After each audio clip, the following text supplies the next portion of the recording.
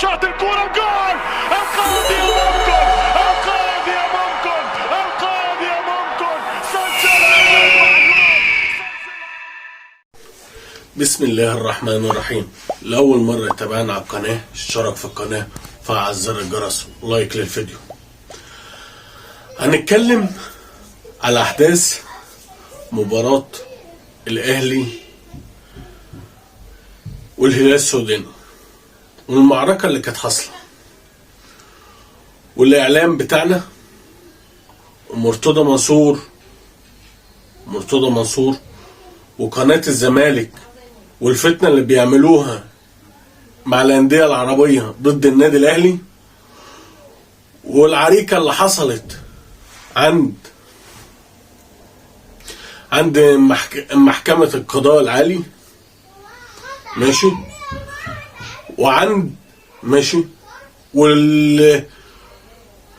والشكوى بتاعت النادي الأهلي اللي قدمها عشان أحداث مباراة الهلال السوداني.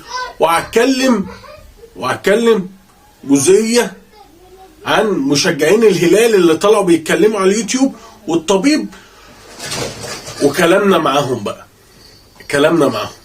انا مش هتجاوز في حد، عشان هم مش مستنيين يعني. احنا ممكن نردوا عليكم رد نقل منكم ونقل من كرامتكم ونقل من كرامة اي دولة، ممكن نقل منهم، بس احنا اتعلمنا ان العروبة والاخوات والمناظر العامة مع الدول العربية احنا اخوة.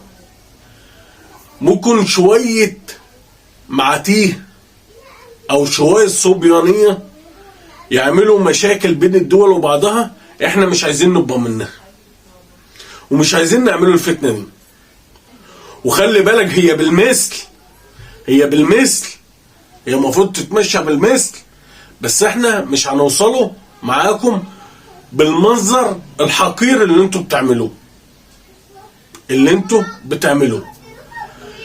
وخلي بالك انت جاي لي على ارضي، انا مش عايز اقول لك ان احنا ممكن نعمله زيكم 50,000 مرة، ماشي، بس احنا شعب محترم. مصر اسمها الامن والامان، مش حكاية داخلية ولا غير داخلية، لا، احنا حكاية مصر امن وامان، وشعبها محترم، والنادي الاهلي مشجعينه محترمين. هتشوف المعاملة، ولا هنقله منك، ولا ممكن نكسروا لك الاتوبيس ونفرتكوه بيكم، ماشي، والشغل ده، بس احنا مش هنعمله ده، احنا دماغنا اكبر من ده. لما يطلع الطبيب الغبي الحمار، الطبيب بتاعهم، لما يطلع يتكلم يقول لك ايه، الشناوي هو اللي جاي يتهجم عليه، هو عبد المنعم. هو الحكم طردك ليه؟ كان طرد عبد المنعم، كان عطى انذار للشناوي، كان عطى انذار لعيبه الاهلي ساعه الواقعه، ماشي، بس الحكم طردك انت ليه؟ عشان انت نازل قليل الادب. انتوا عايزين تلعبوا لعبه عشان تركي آل الشيخ، مستشار تركي آل الشيخ الرئيس الشرفي بتاعكم، وبيسخنكوا على الاهلي. لا، ده انتوا كده جايين في ملعب غلط. وخلي بالك، هي ماتش وعدى، وان شاء الله باذن الله انت مش هتصعد من المجموعه. افرح بالفوز. وعايز افهمك حاجه، الراجل الاداري اللي مد ايده على علي لطفي وعمل في علي لطفي ده كده، ده قليل الادب، ده اهله معرفوش يربوه. لو في نظام في بلدك يوم ما تعمل في شخص كده كان رباك، القانون بتاع بلدك، بس احنا عارفين ان مفيش قانون بيحاسب المخطئ. ولازم ويا ريت الاهلي لما يقدم الشكوى يقدم الشكوى بالمستندات الفيديوهات كلها، عشان تبقى مستند رسمي. عشان هم طالعين يقول لك احنا برضو مقدمين شكوى ضد محمد الشناوي. ما تقدم شكوى ضد محمد الشناوي. ايه اللي وصل محمد الشناوي اللي يوصل للدرجه دي؟ ماشي. واحنا عارفين لما يجي يحصل معاكم نفس اللي حصل هناك ده كده، انتوا تقولوا ان احنا اتعاملنا معامله وحشه واحنا واحنا واحنا واحنا. والنقطه انا ما لومش علم زيكم. ليه بقى؟ الاعلام بتاعكم بتقف جنب فرقها. الاعلام عندكم بتقف جنب فرقها الا هنا في مصر. الاعلام الفاشل المرتشي الجليل الادب، ماشي، الجليل الادب اللي هو غلط الشناوي في الاول، ماشي، الجليل الادب، الاعلام المرتشي الظالم المنافق كل الفساد. انتوا رايحين تجيبوا اللعيبه الراجل بتاع الهلال ليه؟ انتوا كل مشكله ما بتحصل مع انا ماليش دعوه بالزمالك عشان ماشي، ماليش دعوه بالزمالك. انتوا اي مشكله بتحصل مع الاهلي في اي نادي بره بتجيبوا رئيس نادي الوداد، رئيس نادي الرجاء، انا مش عارف ايه، النائب الرئيس بتاع الهلال السوداني، مش عارف ايه يا جماعه. ده اعلام؟ ده العالم اللي بتقف مع فرقها. ده الاعلام اللي بيقف ظهر فرقها في البطولات العالميه. ده الاعلام، ماشي، اللي يقف في سنه ويشوف المشاكل اللي حصل فيها الفريق المصري وازاي يتعدوا عليه كده، ازاي يتعدوا على علي لطفي، ازاي يتعدوا على فرقه الاهلي اللي بتمثل مصر. عشان احنا المنظومه كلها فساد، منظومه كلها فساد وكلها ارهاب وكلها ضد مصر، ماشي، من قيادتها كل حاجه ضد مصر. حتى في اي مشكله بتحصل مع واحد مصري بره اي دوله الاعلام بتاعنا بيطلع المصري غلطان. ما يعرفوش ايه سبب الواقعه وايه سبب المشاكل وايه، بس يطلعوه غلطان عشان السعوديه ما تزعلش، عشان الامارات ما تزعلش، عشان مش عارف السودان ما تزعلش، عشان مش عارف ايه. احنا ملناش قيمه، انتوا وصلتم للشعب ملوش قيمه. الاعلام الفاسد المرتشي، الاعلام هو سبب المجزره اللي حصلت في بورسعيد، سبب المجزره اللي حصلت جماهير الزمالك، سبب الفتن اللي بتحصل مع الاهلي خارج الانديه، في الترجي، مع الهلال السوداني، مع كل ده. الاعلام الرياضي المصري مش اعلام تاني، هو ده سبب الفتنه. وانتوا كنتوا هتعملوا المشكله دي بيننا وبين الوداد المغربي في نهائي الوداد والاهلي، نهائي افريقيا. هي ده سبب الفساد بتاعكم، اعلام فاسد. ولازم على الكابتن محمود الخطيب بلاغ للنائب العام ضد الاعلاميين اللي بيسوقوا سمعه النادي الاهلي ويعملوا مشاكل بيننا وبين الدول العربيه. وانا اشكر اداره الاهلي اللي هي سرعت، اللي هي عملت شكوى الاتحاد الافريقي ضد اللي حصل من الهلال السوداني وضد رئيس النادي، يتوقفوا بقى، يسحبوا، يروحوا يشوفوا ملعب تاني. اتجطمت رقبتهم عشان هم شكلهم موزعين. ما اتكلمش على السودان اهالينا وعالم محترمه، وفي بلدنا سودانيين ياما ومحترمين واخلاق، بس مش اخلاق دول، مش اخلاق الكذب والنفاق اللي هم كانوا بيقولوه. دول عالم نفاق وما عندهمش اخلاق، ما عندهمش اخلاق. لما باجي بيتك احترمني، زي انت لما هتيجي بيتي احترمك. الشكوى بتاعت الاهلي جت في وقتها. النقطة التانية مرتضى منصور واعلام الزمالك ومرتضى منصور والمشاده اللي حصلت والترهيب مع المشجع الزملكاوي قدام المحكمه. قناه الزمالك قبل المباراه هي اللي عملت الفتنه وهي اللي عملت المشكله. وخلي بالك احنا ممكن نعمله نفس النظام ده ونفس الحكايه دي. وسيد عبد الحفيظ، افتكر السيد عبد الحفيظ لما لقاك بتشتم وهو على قناه النادي الاهلي، لما لقاك بتشتم من واحد تونسي وقف في ظهرك.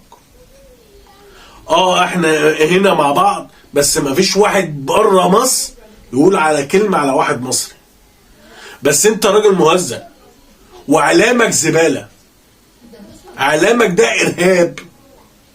ارهاب، والقياده المصريه عارفه ان اعلامك ده ارهاب، وهم اللي مسببين عشان ده فتنه كلها تحصل فتنه وتعرف ويتلهوا في اي حاجه.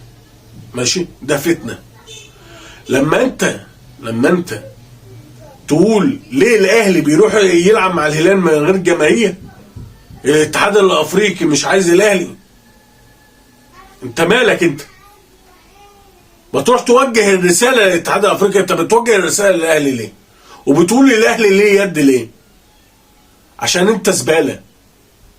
انت عايز تداري على النصايب اللي بتحصل في النادي الزمالك والفساد اللي انت وعيالك بتعملوه في قناه الزمالك، والسمسره اللي انتوا بتعملوها من اللعيبه في الطايره، في اليد، في السله، في كره القدم اللي هي فضيحه الدنيا كلها. ماشي، ما تعيش دول اللي انت شريف عشان خلاص البلد كلها. بص، انت بتقع واحده واحده والنادي بيقع واحده واحده. وعشان كده انت عايز عالم تطبل لك. والاعلام الفاسد بتاعنا لما يشوفك بالمنظر ده وما يتكلمش عنك اللي انت فاسد، غير واحد بس اللي بيتكلم بضمير هو محمد شبانه، وكلكم فاسد. حبه انا هتحط تتكلم، بس ايه لما لقى حمله بقت عليه جامد انه هربان منه يلا اجلب على الاهلي. ماشي، ده الفساد. ما تعيشوش في دول المظلوميات عشان انتوا اعلام فاسد. وقناه الزمالك سبب الفتنه في مصر. والكرم يا جبر يا منحل يا اللي صانع الاكاذيب في الاعلام المصري كله وقله الادب في الاعلام المصري، انت سبب المشاكل اللي بتحصل. المشكله الاخيره بقى اللي انا هتكلم فيها على الدوله كلها بقى وعلى اي حاجه وعادي بقى مش فارقه. ازاي واحد بعد حكم خده يطلع بره والمنظر اللي احنا شايفينه امن، ماشي، البودوجاردات بتوعه والنادي الموظفين النادي وده ويقعد جنبه، ماشي، المشجع هزقه.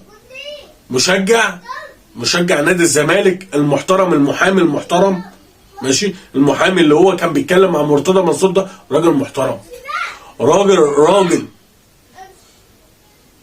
جه من بطن المصريين، صح، راجل ما خافش من اي كلب حواليه وحوالين المحكمة، ماشي، من اي كلب حواليه. عشان كده المنظر العام بتاع امبارح يبين لك ان الراجل ده هو اللي سيد البلد، هو ده البلد. ماشي، لما يهدد واحد قدام المحكمة، لما البودوجارد بتاعه يتهجموا على واحد قدام المحكمة، لما يبقى فيه زي مظاهرة قدام المحكمة، لو واحد عادي ومعاه اهله، الامن بتاع المحكمة هيطلع يلا يا ابني انت هو من هنا، يلا والظباط تطلع تنها شتمة، يلا يا ابني من هنا، صح. عشان كده ده ضمن الفساد اللي بيحصل، ضمن قلة الادب اللي بتحصل، ضمن الانحراف اللي بيحصل في البلد كلها، عشان خايفين من شخص البلد بتحميه. بلد ما بتمشيش القانون عليه. يعني الدعوة بتاعت 25 بتاعت الكابتن محمود الخطيب، هو هيروح المحكمة ويقف في القفص؟ تعال تقف في خلجتي لو حصلت. تعالوا هنشوفوا القانون المصري اللي احنا بنقوله القانون يمشي على الجميع، مش ما بيمشيش غير على الضعيف، بيمشيش غير على البلد اللي هي عايزه تدوس عليه بس. عشان افهمكم الكلام ده، ما بتمشيش على العالم اللي زي الصيع دول وزي الوزراء اللي بيرتشوا وزي الوزراء وزي العالميين الفسده، ما بتمشيش عليهم. ليه؟ عشان مصالح كلها بتتربط. ماشي؟ احنا ما نحبوش الكلام ده. احنا كنا بنشجع له الكوره وانتم ما خليتوهاش كوره، خليتوها عصابه وقله ادب وصياعه. الرياضه ما بقتش رياضه في كل حاجه. خليتوا قيمتنا في وسط العالم في الدول العربيه احنا بنتهانوا وما فيش حد بيرد كرامتنا. حتى في الرياضه في كل البطولات، يد، سله، قدم، طايره، كونج فو، كاراتيه، كمال اجسام، اي حاجه، ممكن نروح نتهانوا بره في الخليج وفي الدول العربيه وفي الاخر نقولوا عروبه، نقولوا اللي احنا كلام صبياني. لا ده واحد متعصب هو اللي عمل البتاع ده. انا مالي يا عم؟ انا عايز كرام من بلدي ضد المهزله اللي بتحصل دي. المسؤول عن الرياضه المفروض يطلع يتكلم. احنا مع الاهلي في الشكوى معاه، يطلع وزير الشباب والرياضه يقول لك ده غلط. هي كلها فساد، كلها منظومه فساد. حسبي الله ونعم الوكيل. كل اللي بيظلم الكابتن محمود الخطيب واللي بيهين الاهلي اللي هو اكبر قلعه في مصر، وهي القلعه الوحيده وهي المؤسسه الوحيده المظبوطه في البلد كلها، مظبوطه على رئاسه الجمهوريه وعلى اي حاجه في البلد. النجاح اللي بيحصل فيه ماشي. انا اعلام نضيف زي اعلام الاهلي برضه ماشي. في كم اعلام محترمين دول يخرجوا زي محمد شبانه ماشي، زي النهار ماشي، دول اعلام محترم ماشي، زي يعقوب السعدي، العالم المحترمه اللي بتتكلم على الاهلي باحترام. الاعلام الفاسد زي قناه الزمالك وزي زي اون سبورت وزي هنا حتحوت وزي اسلام صادق ومحمد فاروق وزي مهيب عبد الهادي، دول فساد، دول قلعه فساد. انا حبيت ان انا الم كل المواضيع عشان الواحد متضايق، الواحد حاسس ان احنا الشعب ما بقاش عنده كرامه، ولا داخل مصر ولا داخل مصر ولا خارج مصر عندنا كرامه. واحد ممشي النظام البلد كله على دماغه، واحد كلب، هو كلب حرامي مرتشي، وكله عارف اللي هو حرامي ومرتشي ماشي، وبودراجي وعياله بودراجيه، وهم عاملينه سيد البلد. وبره مصر نتهانوا وتهان كرامتنا، واللعيبه ممكن تموت واللعيبه تهان كرامتها، وفيديوهات تتسرب ومنظر مهين للشعب المصري، واحنا في الاخر نقول الشعوب والاحترام والاخلاق والرجوله واحنا شعوب واحده، ويطلع واحد من مجلس اداره الهلال يقول لك يا عم ولا في نيل ولا في مش عارف ايه، وهم اللي بيطلعوا واحنا هنتحدى مصر في اي حاجه، واحنا ما فيش نيل واحنا مع اثيوبيا. لا، العافيه دي مش مع المصريين عشان افهمكم بس. احنا محترمين مع المحترم ومع اللي احترمنا، مش هنبقى محترمين ماشي مع جاي الادب. لا، ده احنا ندوس على دماغك ودماغ اضخم تخف في بلدك، ده بالقانون وبالادب وبالاخلاق. بس انت هتبقى راجل في وش الوش، مش هتعرف تبقى راجل في قدام. احنا عشان عارفينكم وعارفين الدول العربيه كلها، لما تبقى راجل وش الوش ما تعرفش تتكلم. عشان احنا اللي عملنا لنفسنا الفترات الاخيره دي اللي احنا جبلنا على نفسنا لهنا. انا حبيت الم كل الاحداث عشان هي كلها نقطة واحدة، كلها وصلة واحدة. واشكركم ودعمونا في القناة واشتركوا في القناة. ان شاء الله الاهلي بكرة مع اسوان يحقق الفوز، وان شاء الله هنطلعوا بعد الماتش بإذن الله الفوز للاهلي. والسلام عليكم ورحمة الله وبركاته.